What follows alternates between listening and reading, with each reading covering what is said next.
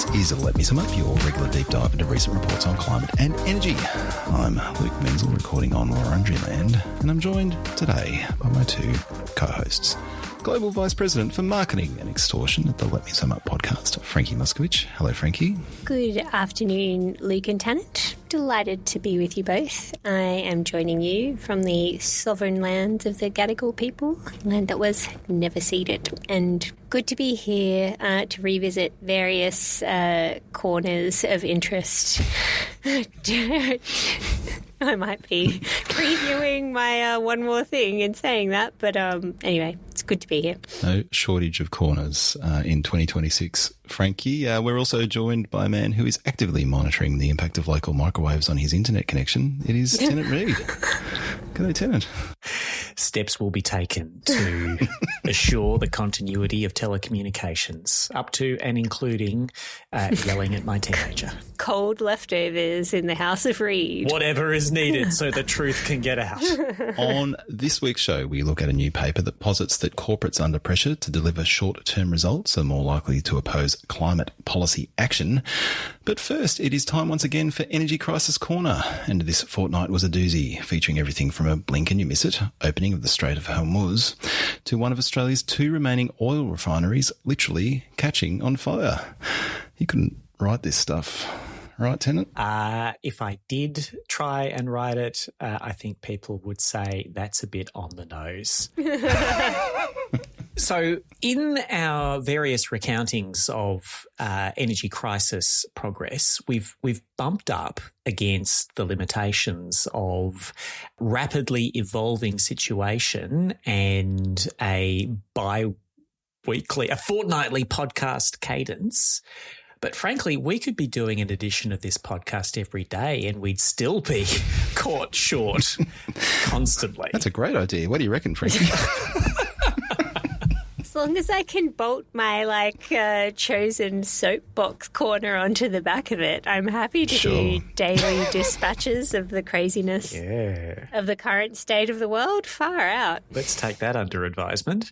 So yes, a lot of stuff has been happening, and my goodness gracious, who the heck knows what will have happened by the time this episode hits the stream zone. But there was the fire at the Viva refinery in Geelong, one of the last two, and that refinery is quite important. It's not as important as people might think from one of the last two refineries because, as we've reminded people in previous episodes, most of the fuel that people consume in Australia is imported. And in fact, most of the feedstock for this refinery is also imported. But it does still matter quite a bit. That refinery supplies about half of the petrol consumed in the great state of Victoria, and overall about 10% of the oil products consumed in Australia. And so if it were to be wiped out entirely, wow, that would be quite a big deal. It wasn't, and as far as we know at the time of recording, the damage was confined to a piece of the site that transfers motor gasoline from the place where that is refined to where it is stored and then ultimately transferred on. But you don't want to have a great big fire in the midst of a petrochemicals facility. Really not. It doesn't sound great. Yeah, so I woke up the morning that that got announced, and you had to put yourself in Bowen's shoes, like the last possible thing you could have wanted. Like, just the timing was kind of too good, and like I will freely admit to, you know, having those thoughts of like this is like the worst possible coincidence you could hope to like conjure. Anyway, terrible timing. And so seems like equipment failure. And I mean, I think, you know, the thing to say about these bits of infrastructure, like they are getting on as well, right? Like we've had analogous conversations. Increasingly unreliable, ageing infrastructure in this country across a range of fronts. And we know the government has been propping up these refineries. So it's just, we shouldn't not expect things like this to happen, but the timing could not be worse. Indeed, it couldn't. Now, the federal government and the refinery have been putting their best foot forward and saying, look, it's not as bad as you think. But you can look at the numbers and go, oh, this is still not what we would have wanted. So petrol production at this facility is currently down to 60% of its usual level, and diesel and jet fuel production to 80%. And as of now, the company has said that they are confident that they can get everything back up to 90% production over the next few weeks, which is a bit expansive as a time frame and doesn't promise getting back to 100%. Now, they say their stocks and the ability to import means that there should be no direct impact on fuel buyers in terms of ability to secure fuel. But what this all does really appear to mean is that we move faster into the combination that we were already heading for of further imports, higher prices being paid to reduce demand enough to match supply, working down of stocks and storage of oil products, and perhaps policy measures to decrease demand other than through price. All of that was on the cards anyway because of the global reduction in oil supply. But this cannot but move us faster into a mix of those things, working down our stocks faster. It's not where we would want to be, even though it certainly should not be the cause of a Private Hudson in Aliens-esque game over, man, game over meltdown. Oh, I love that movie so much. Not that I'm necessarily loving the association here, but I just can't let any comment on that movie go unchecked. So that was a thing. That happened. Not so good. Was it just a coincidence? There's been two species of not just a coincidence thought out there. Yeah. One was it's sabotage, Iranian agents responsible for this and problems at ammonia facilities in WA. That does not appear to be the case. There doesn't seem to be any evidence whatsoever for that. It does seem to be equipment failure. The other thought is this the result of pushing an aging facility to its limits? And the company says that's not the case. For what it's worth at this point, they say, well, we upgraded the facility last year with government help to be able to make low sulfur fuel, and they weren't pushing it harder than they ordinarily would. Either way, it happened, and we're not going to get quite as much fuel out of it as we did for the foreseeable future, and we've got to cross our fingers with regard to everything else in the fuel supply chain for a while. The other things going on, Strait of Hormuz, who the hell knows? What a shabozzle. Negotiating tactics, pretty questionable on all sides. Could you even, I think that's like a charitable description there, to call them tactics rather than just the increasingly lunatic raving tweets in the middle of the night from the Orange Man. Anyway, it's astounding. Certainly declaring to the public what your counterparty has agreed to before they themselves claim to be aware of that they have agreed to it, and then just trying to steamroll your way through doesn't seem like great practice. And maybe, cross fingers, again, by the time this starts streaming, perhaps it all will have been resolved, but it it seems like this is going to remain a very stop-start process, and there has not really been, despite the 2-week ceasefire, there has not really been any great unlocking of supply, even of the bottled up pre-existing oil tankers through the Strait of Hormuz. And in fact, there is less going through than there was during most of that 6-week period to now, because the latest American tactic is, well, you're not blockading, we're blockading, and we'll complete the strangulation of the world's economy. So who knows? Doesn't seem like it's going to be all done and dusted soon, and certainly even if it is, the ongoing ramifications will be serious in the local and global energy systems for some months to come, and then in other supply chains for the next year or more.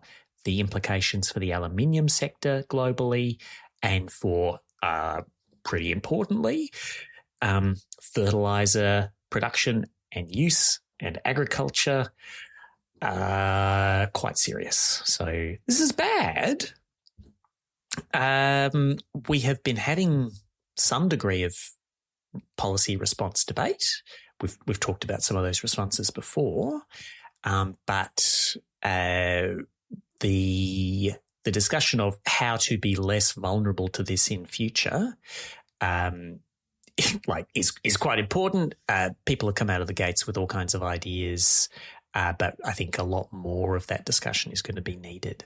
So I think there's fundamentals that are emerging in the situation in the Middle East that are driving decision-making here in Australia, and the government's view around how it positions itself ahead of what appears to be an extended period of global turmoil.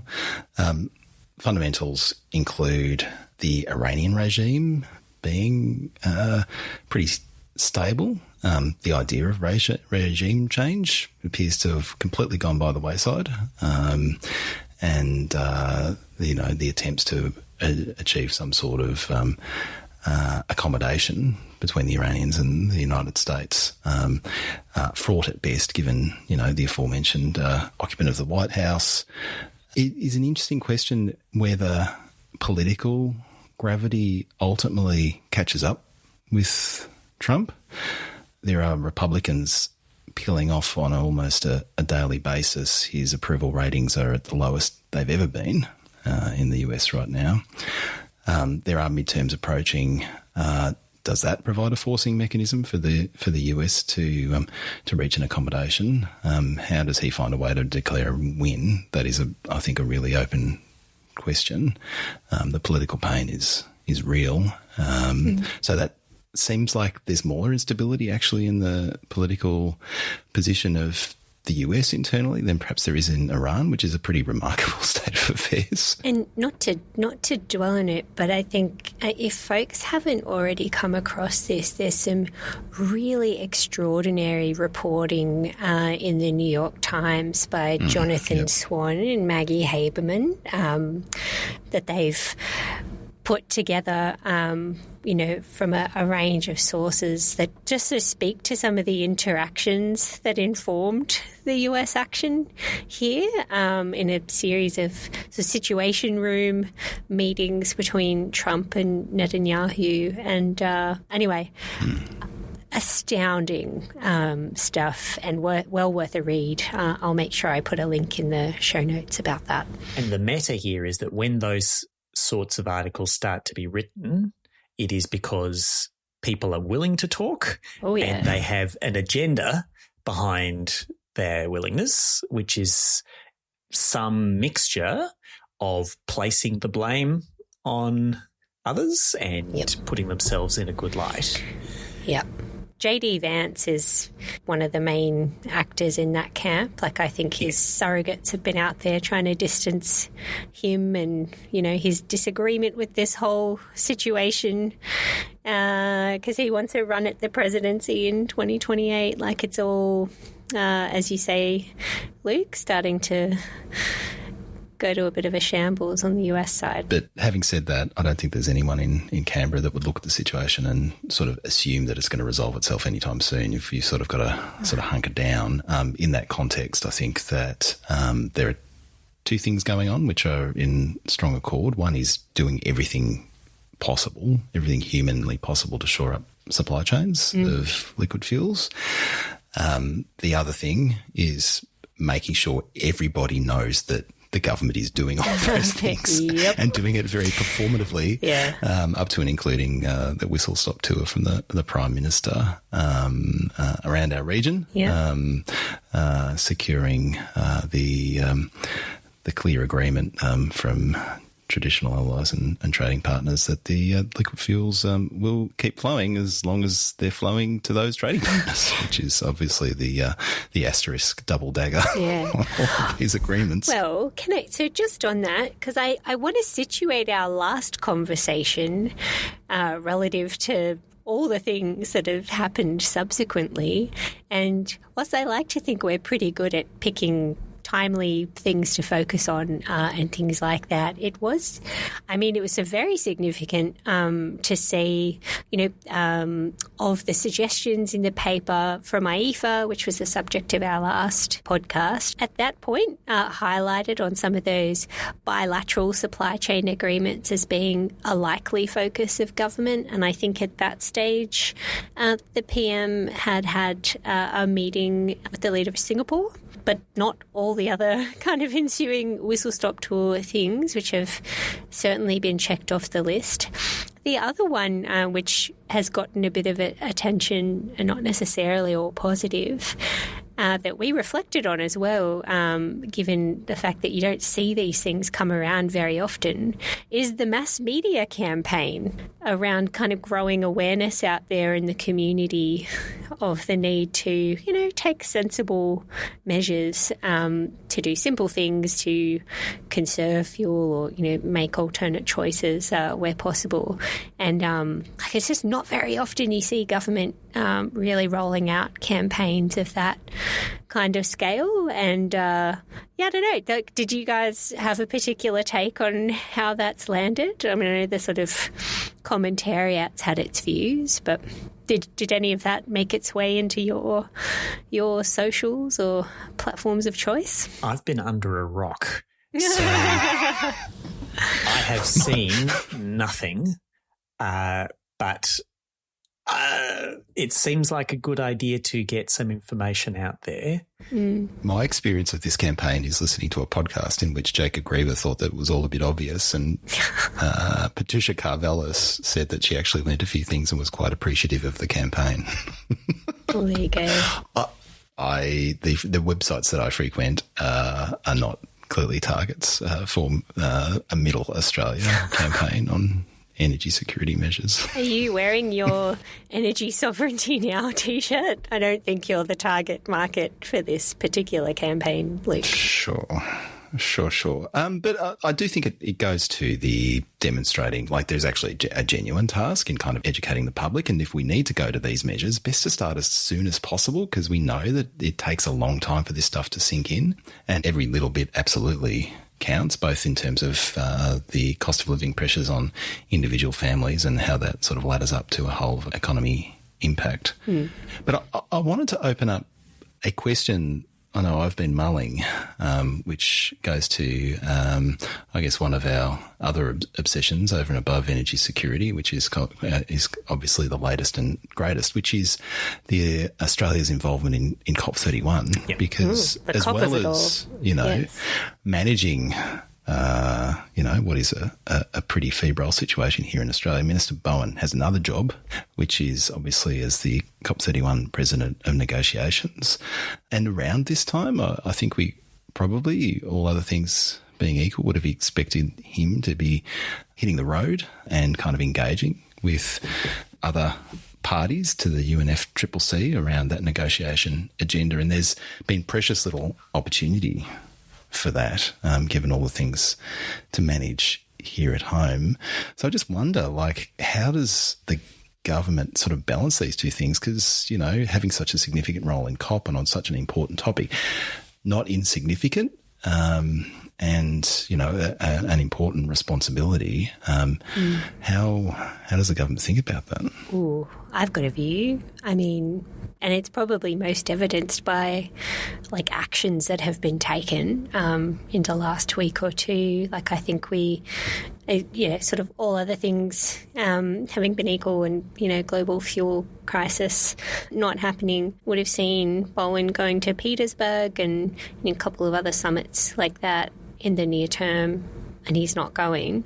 I think the government's desire to be visibly seen to be focusing on this crisis and putting the impact of the Australian community very much at the forefront of their thinking is the overriding consideration here. Like I think you said, Luke, even the sort of whistle-stop tour in the region, like there wasn't the performative nature of that, I think, was not lost on any of us. And so I think that continues to be a primary consideration, and it will probably guide their actions in the next little while, especially when you've got, an opposition which will take any opportunity to cane them for being seen to be taking that, like, one iota of sort of focus away from that. So it's going to be a really tricky balancing act. And I think, look, in the, the question I sort of have back to you both, given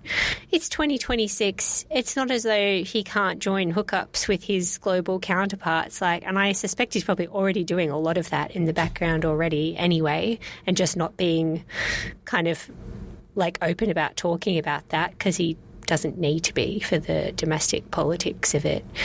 Given where this crisis is happening and the proximity of Turkey as the presidency of COP31, like that takes on a new meaning as well, right? That they're sort of almost very much at, near the focal point of this whole situation. So I've been thinking about not just what it means for Australia, but also what it means for Turkey as the sort of substantive COP president, and how their kind of, like, what their posture is towards all of this, because that will be significant too.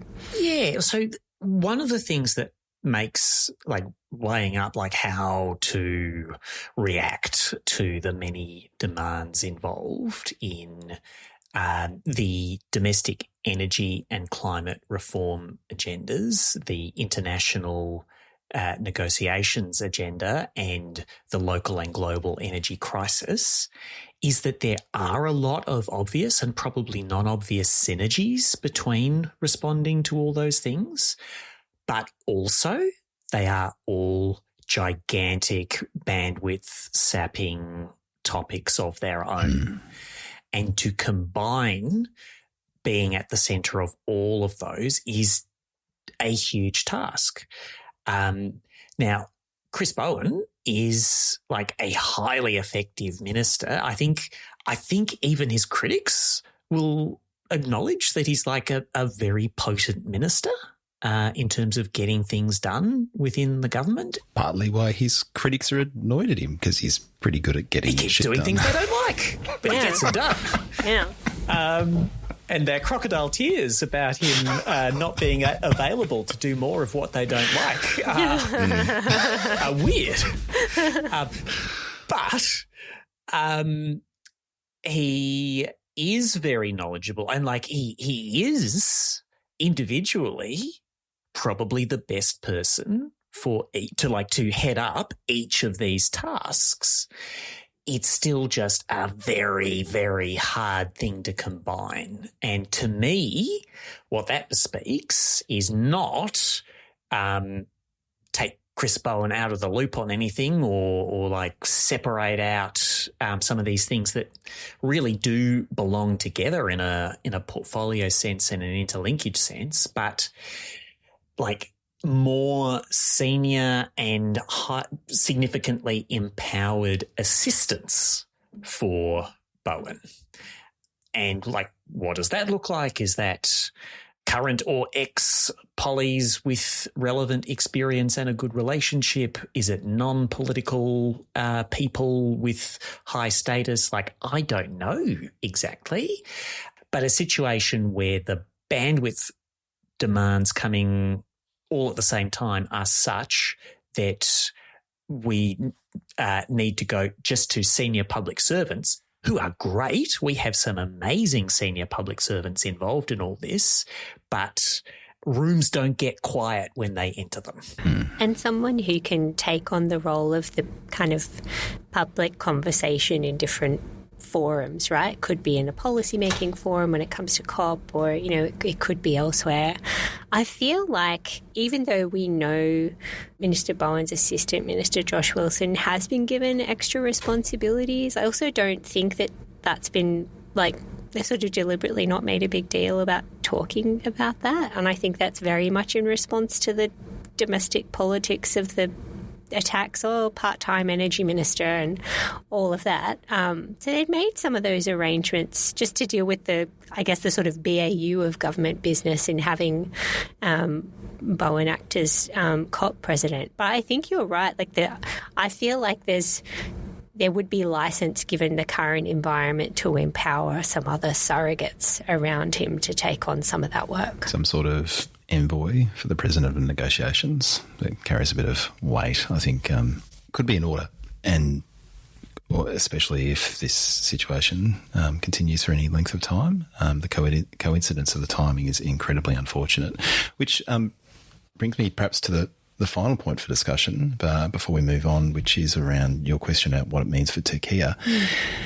And without wanting to set the hairs running, I have been mulling whether there is a threshold that could be crossed, and I don't know what that is, where everyone goes, this is a crisis which is very different to 2020, but is nevertheless very significant, and it would be very difficult from where we are to land a successful conference of parties, and a decision is taken just to defer it for a year.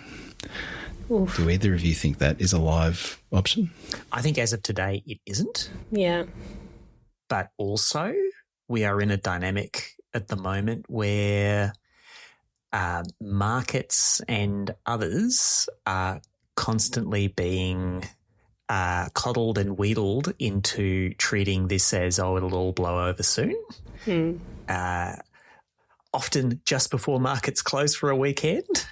And the longer term, well, what do we do if this persists for, like, if we are in November and global oil supply is still 15, 20% down from usual, and there are flight restrictions on lots and lots of airlines, it will not be possible for as many, not just observers, but even many delegations to participate to the extent that they would normally need to. And that would become, I think, a real question. A lot was done in online negotiation during 2020 and 2021. For the Glasgow one. Yeah, in the lead up to Glasgow, like there was a lot of online discussion. I think the negotiators absolutely hated it and were so glad to be back in rooms together from late 2021 onwards. But like you could do it. I participated quite a bit in the Glasgow COP online from Melbourne, living on Glasgow time like a complete weirdo. And it worked better than I would have thought, although it was also a profoundly alienating and non-connecting experience too. So, I don't know. I feel like, I kind of agree, like it's sort of hard to know how this is going to shape up given, like, it's just changing on the daily. It wouldn't seem unreasonable to think, though, if things were kind of not much different than now, towards that end of the year, you could see a much sort of slimmed down, maybe it's sort of only negotiators, being on the ground and not so much of the kind of blue zone, or maybe no green zone or something like that, like a much pared back physical summit. Which would be so disappointing to Turkey, having gone to the mat to have all of that penumbra take place in Turkey. Yeah. And messaging out that they wanted it to be as big, if not bigger than Dubai, right? Yeah. They'd be the dog that caught the car, then discovered the car was a Matchbox car. The car had run out of fuel due to a global energy crisis. Shall we chat about a report? Yeah, I think we should.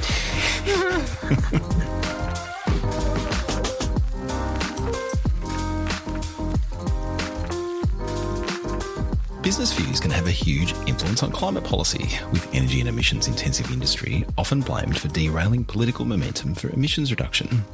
But given the long-term interests of many industries are actually best served by a well-managed economic transition to a net zero economy, what is driving the reflexive opposition? This is the question grappled with in a new paper titled Fighting the Future: Short-Term Investors and Business Opposition to Climate Policy. In it, the authors posit that companies with owners that prioritise short-term profits are much more likely to oppose sensible climate policy, as the overwhelming incentive to turn a quick buck outweighs concern about the business's long-term interests. They then test the theory with a pretty novel methodology. Frankie, what did you make of it? So this paper obviously strikes pretty close to home for me in my day job here at the investor group on climate change. Who's bastard investors, Frankie, crueling climate momentum. How dare they? So I mean, whilst I'm gonna I think much of what I read in this paper I didn't find particularly groundbreaking or revealing, but it did highlight a couple of kind of key nuances or things that I think are interesting to unpack. So the core argument here, being kind of discussed and subject to a few hypotheses, is that business opposition to climate policies, it's not only driven by costs, but by time horizons that are tied to the way investors invest and own those companies, so that where you've got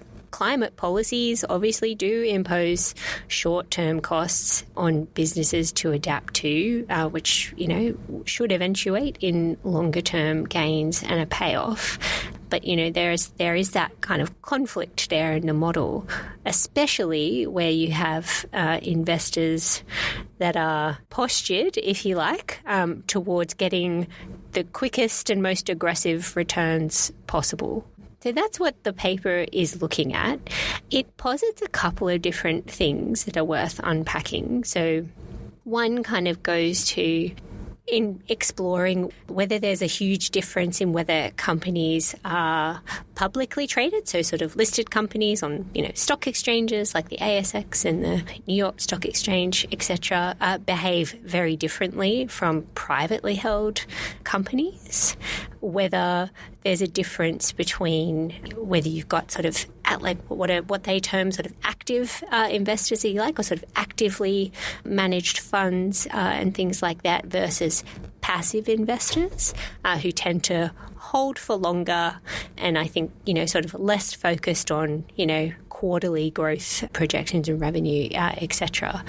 And another kind of element there as well goes to the ownership structure of these companies. So are these companies, do they have a very fragmented ownership where you've got lots of small bitsy owners, so very fragmented, or do you have companies with larger block owners? And so in each of those cases, the authors have a hypothesis that they want to test. So, they start with the view that publicly traded companies would be more likely to oppose climate policy because of the kinds of investors that invest in those companies versus private companies. And the expectation of strong results That's every it. quarter. Yeah, it's the public and investor scrutiny on the performance of those companies. Whereas with privately held companies, there's much less of that in terms of a driver.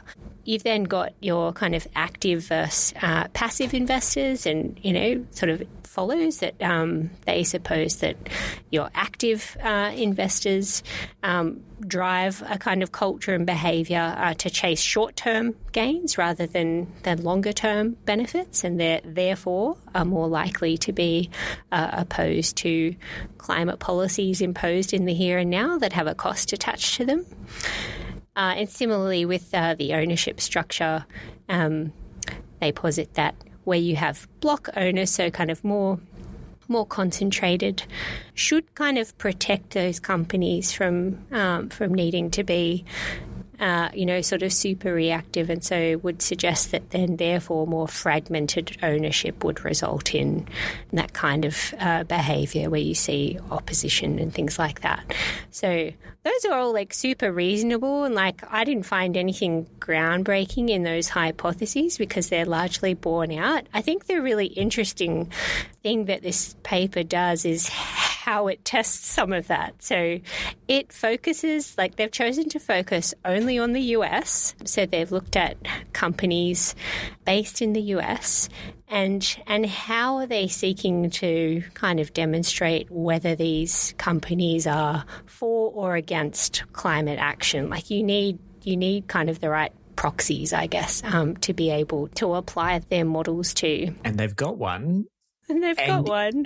It felt at first blush, a little bit simple.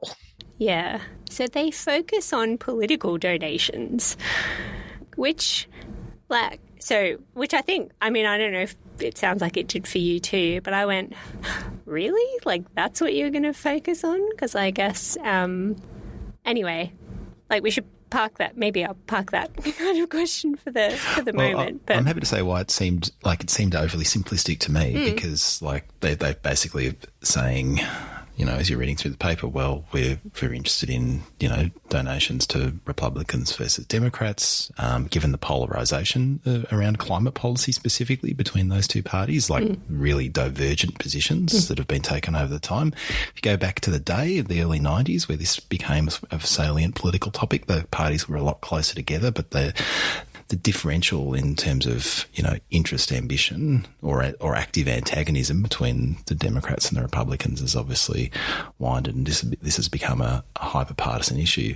But reading through this, like on the first read through, I was like, well, there's any number of reasons why companies could plausibly be interested in supporting Republicans over Democrats for reasons completely aside from their relative interest in climate policy or antagonism towards it. Republicans famously regarded as the quote unquote business friendly party. In the US, and so they have to build in some controls to their methodology to kind of like sort of to account for that, right? Yeah. So they choose to restrict some of their analysis to companies that you could reasonably assume are very much motivated by the climate of it all. So heavy polluter companies who are talking about fossil fuel, producing and extracting companies, as well as those that are sort of significantly emissions intensive. And so it's not unreasonable from that perspective to suggest that this is a key topic for them. The assumption made, like the direct assumption made here, is that if there's a donation attached to the Republican Party, well, that outfit is against climate action as opposed to for it. Donating to the Democrats. They do a calculation of like how much did the company donate to Republicans versus Democrats, because plenty do both, but what's the ratio? And on the one hand, it does seem very simplistic in multiple dimensions. As you said, Luke, there are lots of policy differences between Republicans and Democrats. And things like overall burden of taxation on companies or on high net worth individuals are relevant motivating factors. But also, there have been like a lot of changes over time in the valence of this issue, that they are exploring it through somewhat charmingly, I thought, textual analysis of party platforms and how often they mention climate and whether it is in a positive or a negative way. And like, if I remember correctly, in 2020, the Republicans didn't have a platform. They just kind of rolled over the 2016 one. Wasn't the case in 2024. But they do have two a means of exploring their hypothesis without just that seemingly overly simple donations lens. One of them is, was a company a member of an ad hoc anti-climate coalition, which is based on data from a different paper by different people. I had a very quick trawl through, because this is the kind of categorization of this company or group of companies is anti-climate or not that I have found personally annoying and very arguable in my day job. The categorization of the groupings that I looked at wasn't too bad. There were a lot of these groupings that, like in the Waxman-Markey federal cap and trade bill proposal days, were running websites with power imagery featuring power plugs plugged into lumps of coal, saying we can't afford to get rid of coal in our electricity system, and that kind of thing. And then the other check, which I was less confident in, was how much did the company spend on lobbying?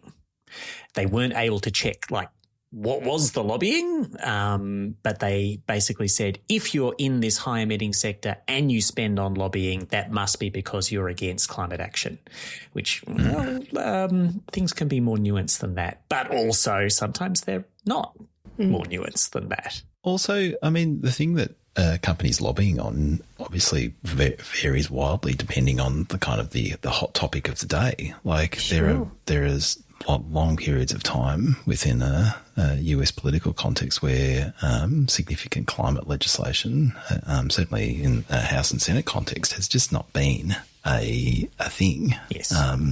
And so, and other times where there has been significant attempts to prosecute that legislative agenda. And so, a flat account of how much a company is spending on lobbying year on year would seem to me to be a pretty blunt instrument. It was just a real shame kind of looking at the time horizon that this analysis was done on, because it's using data between 2012 and 2020, but nothing more recent than that.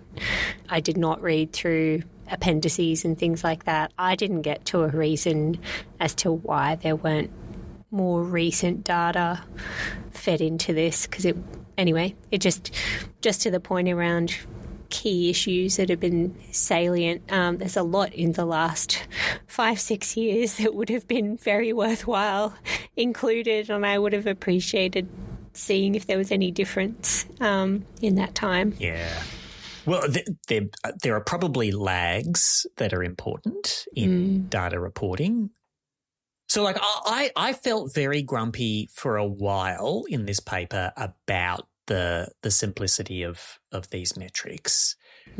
But some of the things that you might go, well, could this be confused with something else? Some of those things are also probably not unrelated preferences for short-term returns over longer-term. Like if you are prioritising maximum near-term tax reductions over investments of all sorts in the future of your economy, well, that's that would probably produce a similar pattern of behaviour to what they're studying. I think interpretations of the behaviour can probably vary, but there does seem to be something that they are discovering in the world here around time horizons and the variations in focus on different time horizons that ownership structure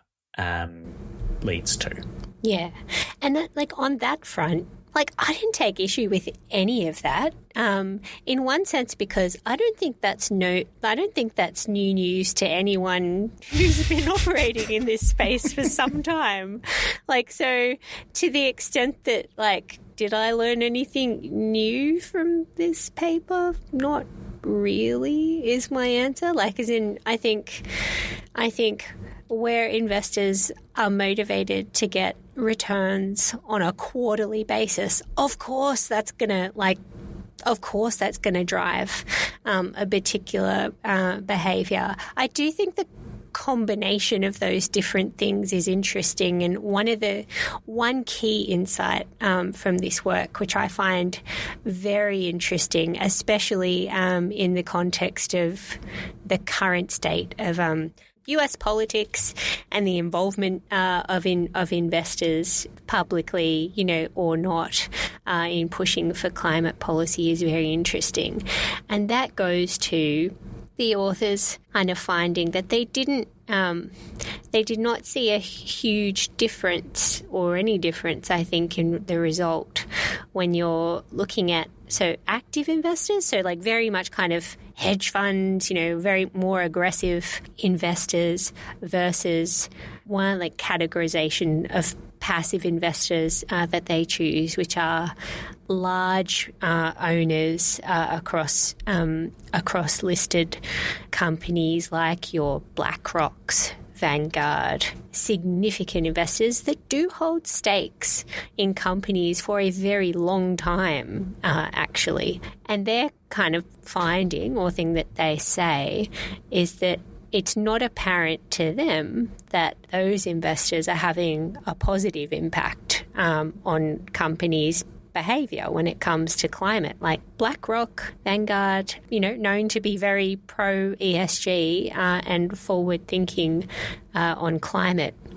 And their kind of observation is, well, these investors end up voting with management at shareholder meetings and things like that to support their, I'm just very much generalising here, their BAU approach to dealing with things, which you could argue is not sufficient.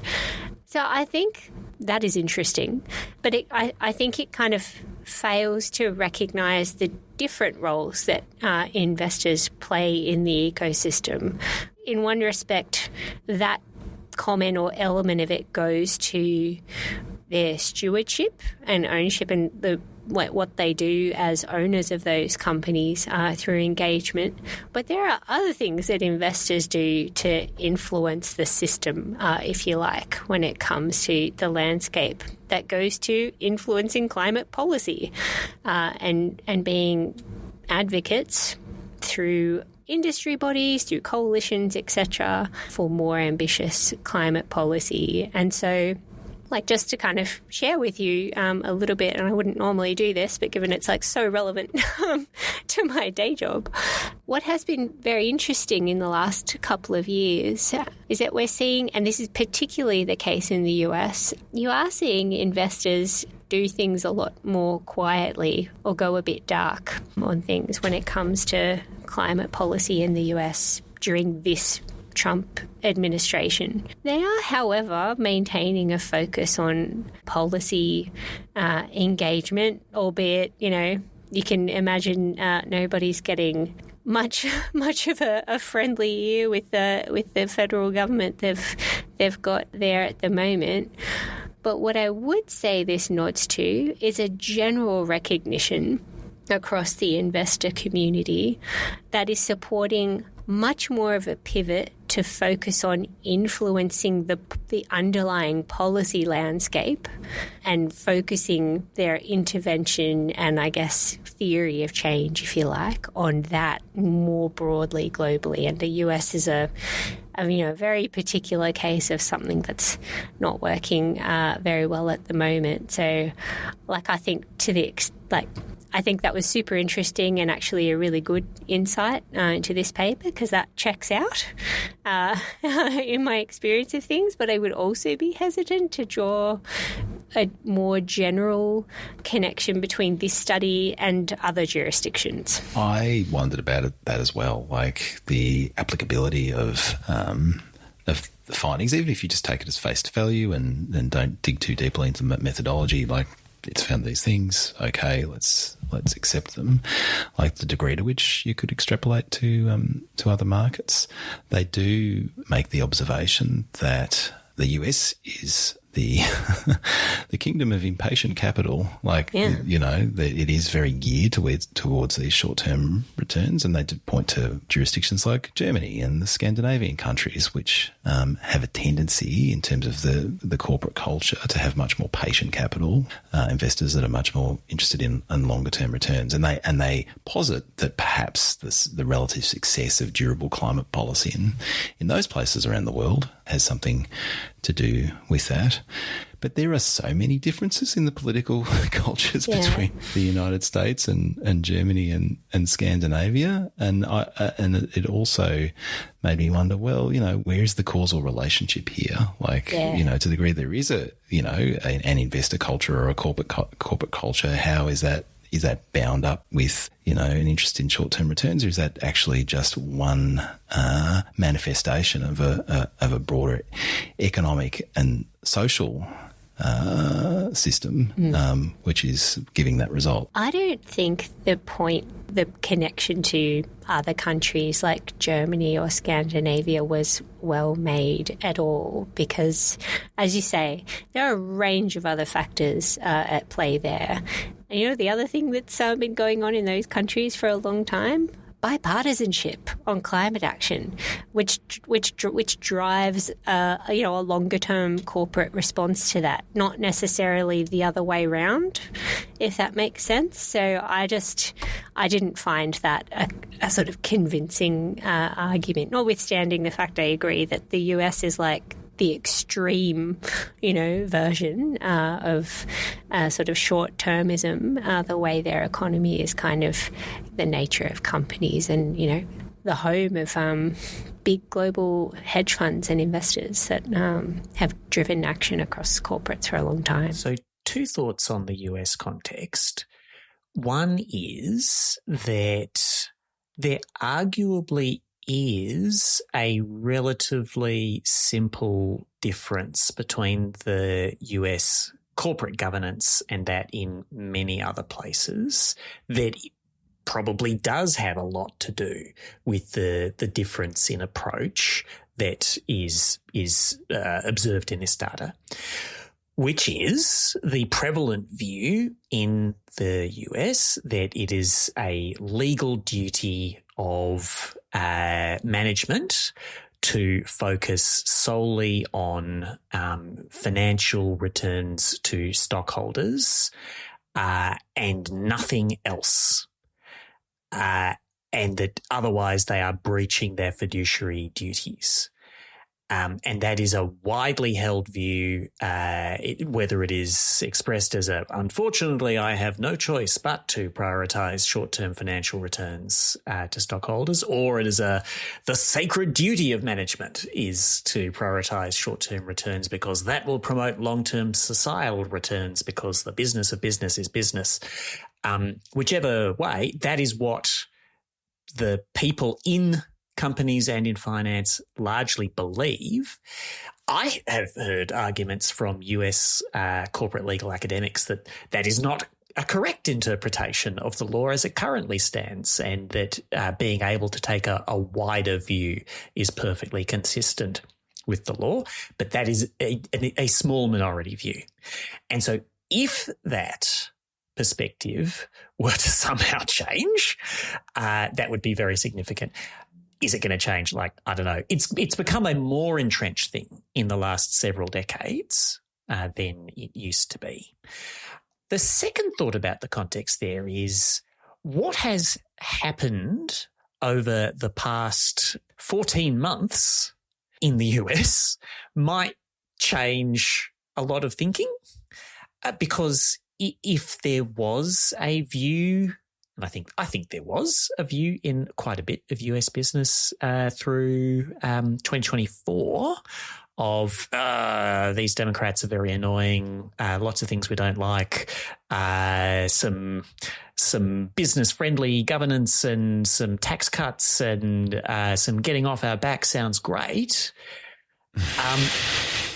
What they have got is not so great. No. In a lot of ways. They have got some important tax cuts. They have got some regulatory changes. They've also got a bunch of, the US Republicans under Trump are not quite the flavour of business-friendly that they used to be. They're very arbitrary. They're very unpredictable. They're doing a lot of weird stuff, and up to and including just messing with hallowed institutions like the Reserve Bank and kind of the ripple effects of that sort of monkeying about through financial markets, through the broader economy is not to be underestimated. And we haven't even mentioned the T word in tariffs here.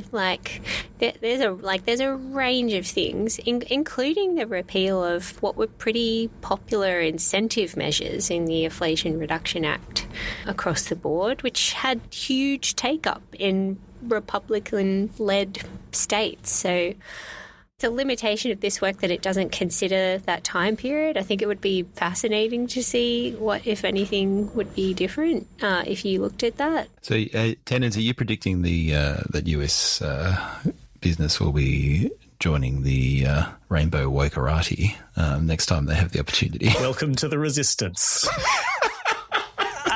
Look, I don't know, but it's a very febrile environment.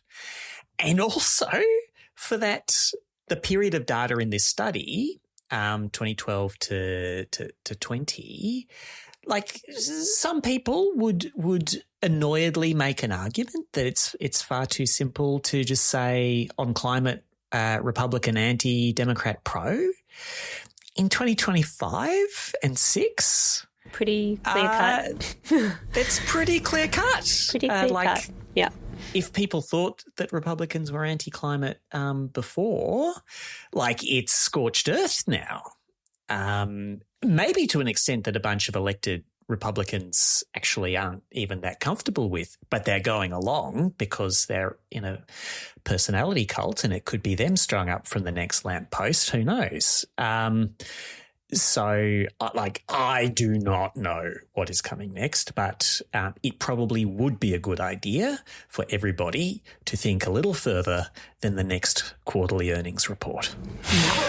And I think, of course, I second that. I mean, the thing that underpins the theory of change for the organisation I work for is that, super funds have a fiduciary duty to act in the best financial interests of their beneficiaries. And in so doing, because it's all about planning for retirement, you are focused on the long term. And you do need to be able to look ahead on those time horizons. And so, it very much makes the case for the role of investors in our political landscape. And I would note that the system is not nearly so big and strong in the US as it is here. I do think there is something to the kind of the posture of investors that are active, and I'm not sure I agree with the points they're making around firms like BlackRock and Vanguard that have had kind of long run influence, not just in the US but globally, actually, when it comes to that. So I think there's there's more to unpack there, and I didn't feel like I got enough from this paper to substantiate some of the things that they were saying, except to support the idea that the trend, if you like, in recent times is definitely to focus on how do investors influence the policy landscape to encourage and sort of speed up that transition, rather than focusing solely on individual corporates operating in that system.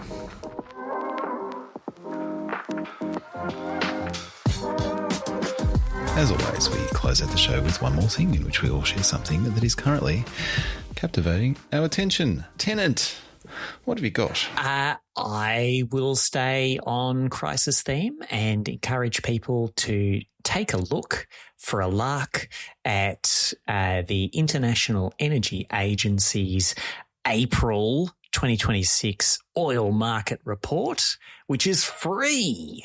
Usually they require a subscription, but they are conscious that the eye of Sauron is upon them. And if, you want some good data on what has actually been wrought so far on global energy markets by the extremely well thought through manoeuvrings of our wonderful security partners, then you can read all about it in there. You know the answer isn't good, but it's very well written.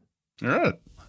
Frankie, what have you got? Well, having constituted Muscovich's methane musings, is that what we're calling it? I think we need a jingle at this point. Yeah. If any of our listeners want to chuck that together. I feel like maybe we could post Muscovich's methane musings. I want like 4 guys with top hats. In a little quartet singing behind me. That'd be so great. Oh, my God. Can somebody make that happen? It's all coming up methane, guys. There is like literally a interesting new development every couple of weeks in this front. So I wanted to draw folks' attention to a consultation that DQ is running on ENGAS for proposed amendments to like the methods used for calculating and reporting fugitive emissions from coal mines and oil and gas. And it goes to what have been kind of long held as kind of best or better practice methodologies when it comes to methane emissions reporting. And so like there's an element of, why have we not already dealt with this in it?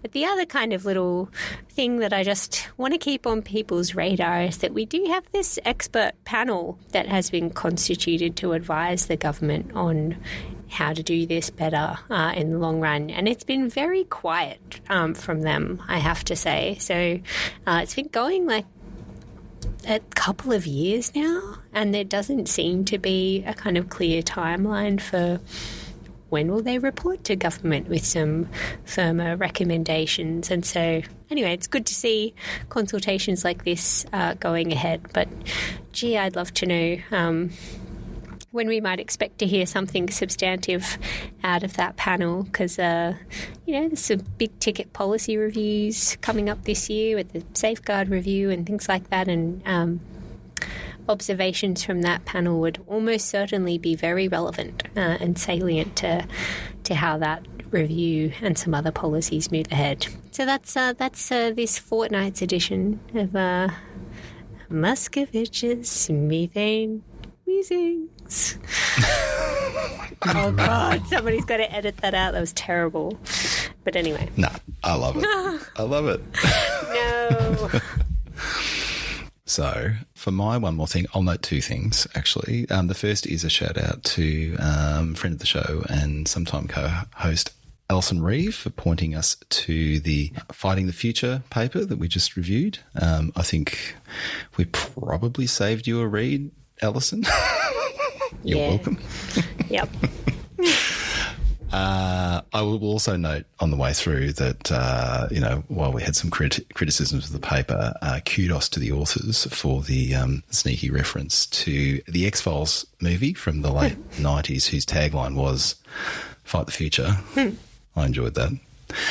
But my substantive one more thing was to suggest a follow on LinkedIn. Always good value. Our friend Jan Rosenau, Professor of Energy and Climate Policy at Oxford University, but just consistently excellent as we work our way through this crisis, providing context for all manner of claims and counterclaims, and just a diversity of perspectives, and what is a pretty febrile time. I think Jan is just a great thinker and is thinking deeply about this topic and kind of seeing the signal in the noise.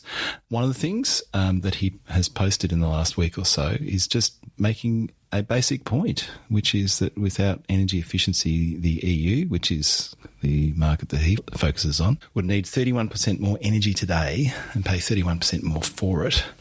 And that is a measure since the year 2000. Efficiency improvements have removed 265 million tonnes of oil equivalent of demand from the European economy, which is no small thing in the context of an energy security crisis. Just reflecting on electrification is something we've been doing a lot of over the last little while, but good old-fashioned energy efficiency has a huge role to play in improving our energy security and resilience at the same time. So good on Jan for pointing out that. All right, we are almost done. But after we finish recording the main episode, we record a bonus episode called There Is Too Much, in which we grab a drink, kick up our feet and cover something we didn't have time for on the main show. Tennant, what topic are we covering on There Is Too Much this week? It's almost everybody's favourite Australian climate policy, the safeguard mechanism, which turned 2.02 years old recently, and we have a second year of data from the reformed safeguard mechanism, and we'll be going through it to say if it's all rigid-itch or if everything's falling down around our ears. I would say that based on some of the commentary I've been reading, stating that it's Australia's favourite climate policy might be over-egging it somewhat. Look, nothing gets listener engagement like trolling. I think it's a pretty good policy, and if you don't think it is, dear listener, well, you better join the ranks of the super Summerupperers and find out what we are saying about it behind the paywall, and then get in touch with us and tell us that we're wrong. That's right. I think this is the first time you've suggested to go subscribe to our Patreon so you can hate listen to one of our bonus episodes and then tell us what you think. Well, dear listeners, if you feel sufficiently trolled, if you're already a subscriber, please don't unsubscribe. No, true. Please don't. We love you. We love you so much. And if you aren't a subscriber, you should don't walk to letmesumup.net, find the support LMSU tab at the top of the page, click through to our Patreon, and for the low price of $10 a month, you too can access that sweet trolling.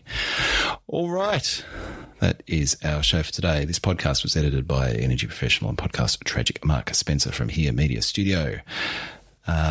Frankie, in your role as Global VP for Marketing Extortion, you like promoting things. What would you like to promote this week? I feel like I did a disservice to our Energy Sovereignty Now t-shirt by discouraging people from buying it more than our Energy Sufficiency Now or More Sufficiency Now t-shirt. Causal relationship, maybe not, but Sufficiency Now continues to wipe the floor with Energy Sovereignty Now. So, it's still a crisis. Maybe if people are being, careful about their disposable income when it comes to T-shirt procurement, fair enough. But if you are for energy sovereignty now, meaning efficiency, electrification and renewables, you should get a T-shirt that says that and then wear it to people and troll them in real life during your daily activities. But yeah, that's still there.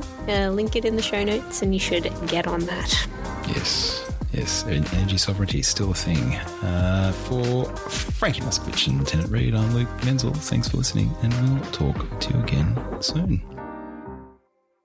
I will, in absolute abnegation of all dignity, give you a first go at version 1 of my proposed jingle for Muscovich's Methane Musings. in the tradition of Michigan J. Frog. Hello, my methane. Hello, my LNG. Hello, my fugitive gas. Don't use olfactors prior. Baby, our world's on fire. If you keep leaking and don't start peaking, then you'll wreck our one home. So, baby, electrify and gas'll be on its own. Oh, my God. That's so great. I love it so much. Can Mark set that to music? He did a pretty good job with the tempo.